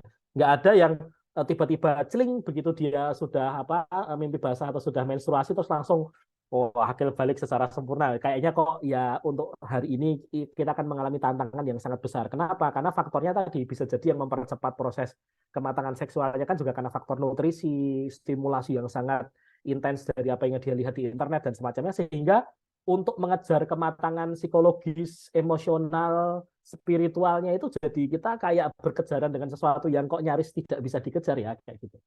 Nah, kalau kita bicara tentang penanggung jawabnya siapa seseorang yang mengawal proses transisi ini, maka dalam proses ini pun juga harus ada transisi juga untuk mengawal proses kematangan diri dari seseorang di fase akil balik ini. Artinya nomor 1 jelas salah satu yang pasti akan saya mention adalah orang tua kayak gitu. Kenapa? Karena orang tua adalah manajer pola asuh di fase sebelumnya kan gitu, di fase anak itu kan manajer pola asuhnya adalah orang tua kayak gitu. Nah, ketika kemudian anaknya di fase akil balik ini, maka transisinya juga perlu dikawal serah terimanya itu dari si orang tua ini kayak gitu.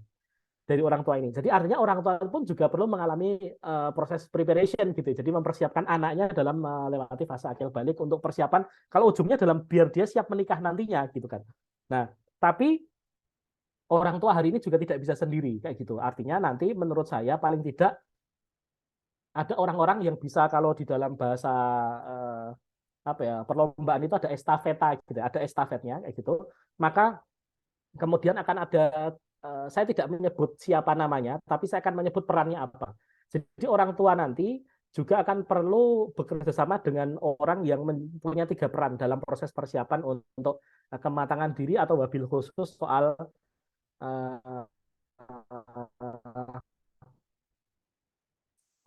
persiapan pernikahan nanti supaya dia biar bisa kokoh dan mengenal dirinya. 1 adalah seorang coach nantinya mendampingi si anak ini dalam memutuskan dan merumuskan goal setting kayak gitu. Kenapa? Karena menurut saya hari ini proses coaching atau proses seorang coach ini sangat dibutuhkan, tapi kan rata-rata kan sangat mewah ya, yang mendapati proses coaching kan di level eksekutif di perusahaan kayak gitu-gitu ya. Sementara sebenarnya siswa kita di akhir SD sampai awal SMP, apalagi di SMA, kebutuhan untuk coaching itu sangat tinggi. Makanya peran coach ini kita perlu introduce dalam proses parenting maupun di sekolah pula. Guru-guru juga dalam beberapa kegiatan kami di Peta.id itu juga kami introduce untuk menjadi coach bagi para siswa ini kayak gitu. Jadi estafeta pertama dari orang tua adalah kepada coachnya. Kenapa? Untuk membantu merumuskan goal setting. Itu kata kuncinya seorang coach ya. Nomor dua, orang tua juga perlu estafeta dengan seorang trainer gitu ya. Trainer itu maksudnya siapa? Orang-orang yang melatih kompetensi atau soft skill yang dibutuhkan si anak ini untuk pengembangan dirinya ke depan. Manajemen waktu misalkan, skala prioritas, decision making kayak gitu-gitu. Ini kan justru menurut saya justru lebih fundament ya. Ya mohon maaf sekali lagi kalau mungkin teman-teman yang sudah pernah berinteraksi dengan saya mungkin tidak terlalu kaget, tapi kalau saya akan selalu bilang ya tolong ditata kebutuhan akademiknya supaya porsinya itu tetap fair untuk satu perumusan goal setting, yang nomor dua adalah pengembangan kapasitas skill dan kompetensi soft skill life skill-nya anak-anak ini. Karena otomatis ketika waktu 24 jamnya, 18 jamnya itu tersita untuk sesuatu hal yang sifatnya sangat spesifik, terus kemudian 6 jamnya untuk tidur gitu misalkan, atau 8 jamnya untuk tidur, terus kapan proses coaching dan proses capacity building untuk soft skill ini akan bisa terpenuhi kayak gitu. Nah, jadi coach yang nomor 2 trainer, yang nomor 3 nanti juga perlu estafet sama seorang mentor. Seseorang yang memberikan transfer of experience. Jadi menurut saya juga ke depan kalau boleh diintroduce di teman-teman lagi, success story termasuk failed story dari orang-orang yang sudah berkeluarga ini perlu dibawa, didekatkan kepada teman-teman yang akan berkeluarga supaya mereka bukannya terus jadi ketakutan, bukan, tapi lebih ke arah bahwa kita tuh juga bisa mengalami kegagalan, tapi kalaupun gagal itu tuh ya harus kita mulai lagi untuk bangkit kembali. Itu tuh atau mungkin dalam bahasa lain disebut apa ya? Resiliensi gitu ya. Kemampuan untuk bangkit kembali dari kegagalan ini penting sekali dalam berkeluarga. Kayak gitu. Kenapa? Karena jurangnya itu ada setiap hari gitu ya. Gitu kan. Cobaannya berkeluarga itu kan enggak pakai jadwal pekanan, jadwal bulanan, itu kan enggak kan setiap hari kan. Kita harus bersiap untuk menghadapi tantangan dalam pernikahan. Maka disiapkannya pun jauh-jauh hari. Jadi menurut saya kalau kita bicara infrastruktur soal persiapan kematangan diri ini sangat komprehensif. Pertama mulai dari peran orang tua. Nomor dua, kalau berarti saat ini anak banyak menghabiskan waktu di sekolah, itu berarti di dalam sekolah sendiri juga perlu ada transisi estafeta untuk itu. Yang pasti salah satu saya prediksi ujung-ujungnya kerelaannya adalah relakah kita mengurangi beberapa porsi akademik untuk tiga hal tadi. Coach dalam hal goal setting, trainer dalam hal pengembangan soft skill atau kapasitas diri, terus kemudian yang ketiga adalah transfer of experience dalam hal dengan para mentornya. Kayak gitu. Karena kalau fokus kita masih lecturing akademik, aduh, itu justru akan, bahasa saya kalau boleh saya sebut, itu akan menunda kedewasaan. Itu tantangan kita hari ini. Saya tetap harus bilang seperti itu. Mohon maaf kalau ini mungkin menyinggung beberapa kalangan termasuk di lembaga pendidikan. Cuma faktanya porsi akademik kita hari ini itu justru beresiko menunda kedewasaan. Kayak gitu. Makanya ya yang beberapa yang saya sponsor itu kan ya pengembangan kurikulum, ya mungkin beberapa sekolah non formal, sekolah yang justru malah punya keleluasaan untuk bikin kurikulumnya secara lebih tepat sasaran kayak gitu. Bukan apa-apa, bukan karena sekolah formal itu buruk, tapi tolong ada sistem koreksi supaya fokusnya ke goal setting, transfer of experience, dan capacity building-nya tadi tetap terbentuk. Karena itu jelas membutuhkan waktu yang sangat panjang kayak gitu. Itu yang semoga bisa menjadi salah satu jawaban atas siapa sebenarnya yang harus bertanggung jawab dalam proses ini. Demikian, semoga bisa menjawab. Oke, baik, terima kasih Mas Isnan atas jawabannya. Bagaimana Mbak Clara, apakah sudah cukup? Baik, terima kasih Mas Isnan. Ya, sama-sama Bu Clara. Oke, baik. Untuk sesi tanya jawab kita cukupkan sampai di sini ya teman-teman, karena waktu sudah menunjukkan waktu sholat maghrib seperti itu. Mohon maaf tidak bisa ditampung semua seluruh pertanyaan dari teman-teman peserta ya. Tapi sebelum kita cukupkan di sesi pematerian ini, kami persilakan terlebih dahulu kepada Mas Isnan untuk menyampaikan closing statement-nya kepada teman-teman peserta. Monggo Mas Isnan.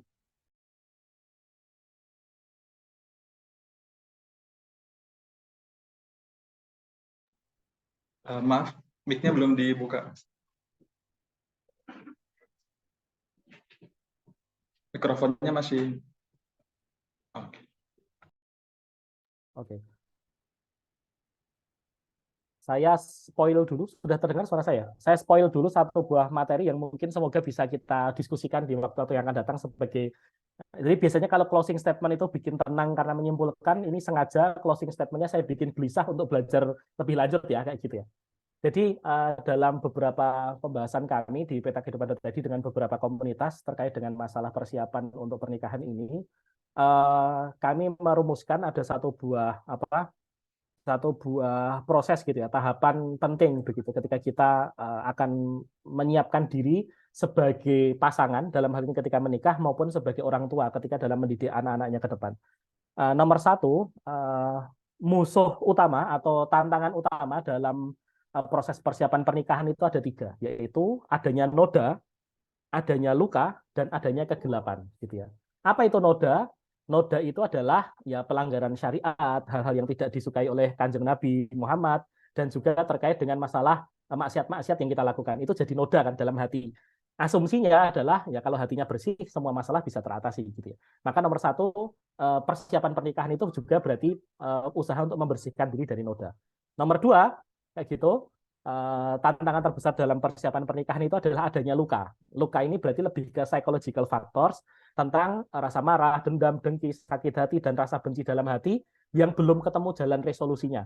Jadi masih ada dendam, masih ada rasa sakit hati, gitu. Terus kemudian juga belum acceptance dengan kondisi atau mungkin pola asuh orang tuanya di masa lalu dan semacamnya. Atau mungkin pernah mengalami abusive things kayak gitu, beberapa traumatis di masa lalu kayak gitu. Nah ya. Terus yang ketiga adalah adanya kegelapan. Nah, isu self awareness kita itu sebenarnya masuk ke isu ini, yaitu apa? Tidak makrifah gitu ya. Tidak mengenali diri, tidak mengenal kondisi diri, dan memunculkan beberapa fase, yaitu ketidakberdayaan diri dan disorientasi, tidak punya tujuan hidup gitu ya.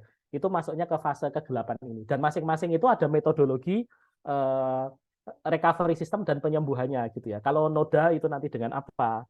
Kalau luka itu nanti dengan apa? Kegelapan dengan apa gitu ya. Nah, salah satu tantangannya, makanya artinya begini, saya cuma ingin menyimpulkan di bagian akhir untuk menutup perjumpaan kita adalah dengan bahwa salah satu fase terpenting dengan proses penyadaran tadi adalah menyadari seberapa banyak noda, luka, dan kegelapan yang kita miliki di dalam diri kita.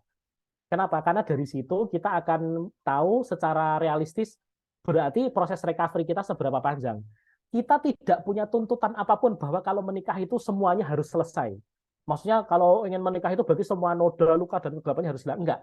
Tapi justru dalam proses pernikahannya nanti, sejak awal itu dideklar gitu ya. Maksud saya gini, jangan sampai kalau teman-teman yang menggunakan model ta'aruf untuk proses menuju ke pernikahan misalkan kayak gitu, yang fokus utamanya adalah ngomongkan tentang besok penghasilannya didapat dari mana, besok tempat tinggalnya di mana, besok rumahnya apa. Itu kan kadang-kadang terjebak di berkenalan dengan calon pasangan yang secara teknis ya, kayak gitu ya.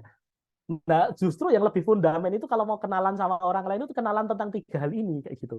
Jadi termasuk kita memperkenalkan diri ke orang lainnya pun ya memperkenalkan dirinya jangan yang teknis, tapi memperkenalkan dirinya hal yang substantif kayak gitu. Jadi terkait dengan artinya ya besok kalau sama-sama mengirimkan formulir untuk biar kenalan sama orang lain itu ya berkenalannya jangan yang gimmick-gimmick aja kayak gitu ya. Jangan yang teknis-teknis saja kayak gitu, tapi kenalanlah, perkenalkan dirimu dengan hal yang membuat orang lain yang akan hidup bersamamu nanti kayak gitu, itu tuh benar-benar tahu luar dalam dan siap untuk mengawal ini ke depan. Karena dalam beberapa hal kita kan kadang-kadang taunya atas noda, luka, dan kegelapannya itu kan kadang-kadang memang setelah pernikahan berlangsung ya. Tapi usaha untuk memperkenalkan diri sejak awal itu sepertinya akan menjadi salah satu isu yang cukup penting. Artinya semoga kita nanti bisa mempraktekkan, kalau ini kan memang kami berikan judulnya adalah konsep tazkiyatun nafs dalam marriage preparation gitu. Jadi pendekatan yang kami gunakan memang ini ada beberapa dasar-dasarnya kita ambil dari beberapa ilmu tentang psikologi Islam, ada beberapa yang kita ambil dari konsep tazkiyatun nafsnya, ada beberapa dari konsep psikologinya, dan ini masih di taraf uji coba, artinya teman-teman boleh men-challenge, mengkritisi hal ini ke depannya, termasuk juga berkolaborasi dengan kami untuk menemukan metode-metodologi yang lebih teknisnya, tapi secara umum sejauh yang kami temukan ini adalah kurikulum terbaik yang bisa kami siapkan untuk proses menghadapi pernikahan nanti. Artinya kalau kami biasanya diminta untuk menyusun kajian pranikah itu, kalau yang lain kan menyemangati menikah ya, gitu ya. Kalau di tempat kami malah enggak.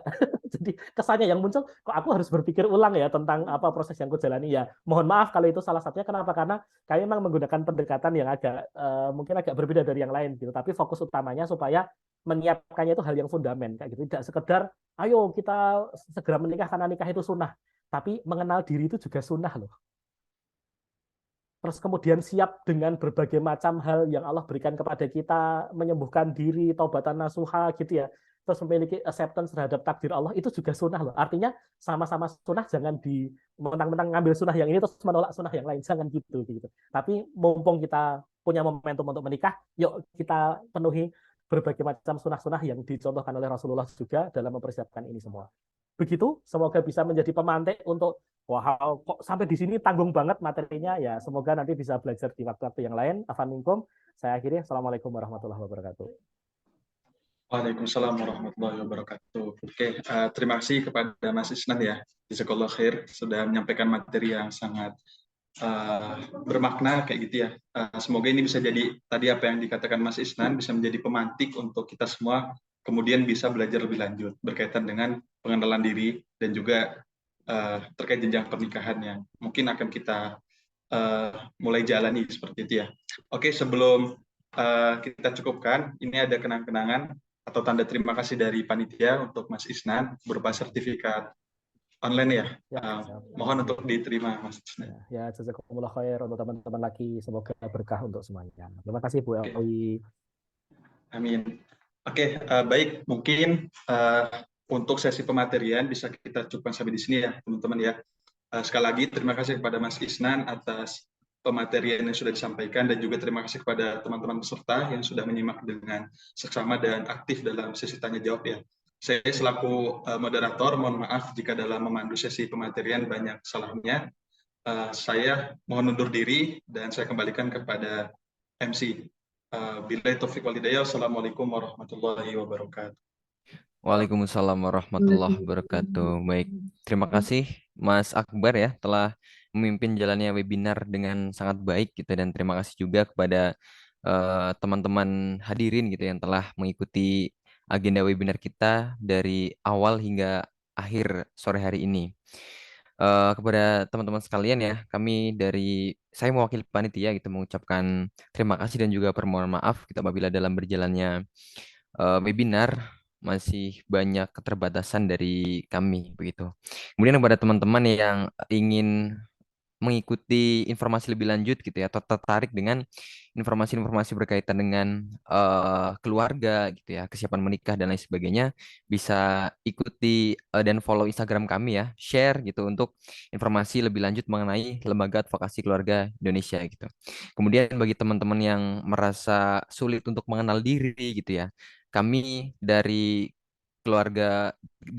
Lembaga Advokasi Keluarga Indonesia juga menyediakan layanan telekonseling gratis begitu, yang informasinya ada di Instagram lucky_gib gitu. Nah, pada teman-teman silahkan ikuti informasinya di platform Instagram tersebut ya.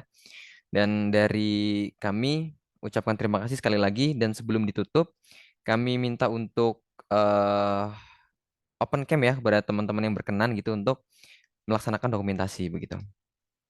Kepada teman-teman yang bertugas kami persilahkan. Bapak Ibu untuk menyalakan kamera. Saya mulai dari halaman pertama dahulu ya. Silahkan masih bisa untuk membuka kamera agar bisa terpampang di layar. Baik, ditahan dulu ya senyumnya. Baik, kita lanjut. Untuk yang kedua, bisa persiapan, silahkan.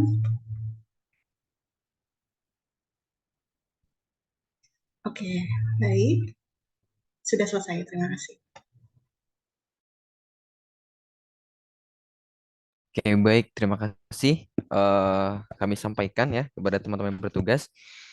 Sekian dari kami. Kurang lebih mohon maaf. Kami tutup. Wassalamualaikum warahmatullahi wabarakatuh. Waalaikumsalam warahmatullahi wabarakatuh. Terima kasih. Ya, mari.